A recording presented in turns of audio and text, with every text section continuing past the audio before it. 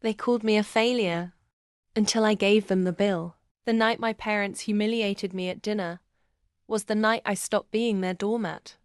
We were at one of their favorite upscale restaurants. They always insisted on going somewhere elegant, which, of course, I always paid for quietly, without recognition. They never asked how.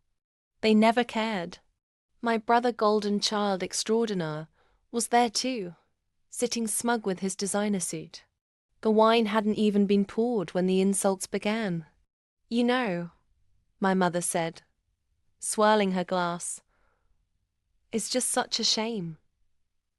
You're smart, but you've never really done anything impressive." My dad chimed in, chuckling. "Not everyone can be like your brother. He's successful, responsible, pays for things." That's when I snapped. I pushed back my chair, stood up calmly, and said loud enough for the entire room to hear, "Then let him pay for this dinner, and the last 15 months of your rent, your car maintenance, and Mom's medical bills. Because I'm done footing the bill for people who think I'm worthless." The silence? Deafening. My dad blinked. "What bills?" I turned to my brother, whose face had gone pale. "You didn't tell them, did you?" I said.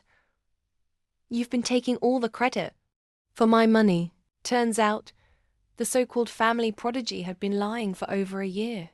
Every time I wired rent money to my parents' landlord, he told them it came from him. When I paid for my mom's dental surgery, he swiped the thank you card and claimed it. Even when I paid their debt. Why? Because I was the quiet one. The black sheep. The daughter with a tech job nobody understood. Meanwhile, he told them I was a struggling dropout who still hadn't figured things out. And they believed him. But here's where the revenge kicked in. I didn't just walk out that night. I'd been preparing.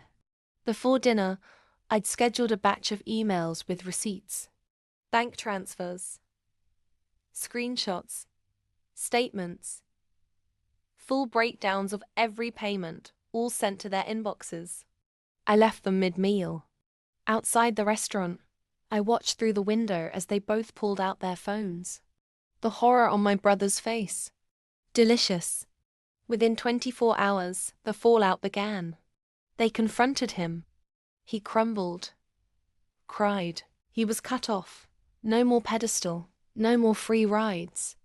And when his actual bank balance was revealed, let's just say, the successful son had more overdraft fees than achievements. Me? I went silent. No explanations. No apologies. But I did send a final message. One line. Never confuse silence for weakness. I was feeding you while you starved me of respect. A year later, I bought the restaurant where it all went down. Renamed it the Black Sheep. Sometimes the quiet ones are building empires while you're busy talking. If you felt that, if you're done being underestimated, and you're ready to hear more true revenge stories where the underdog wins, smash that subscribe button.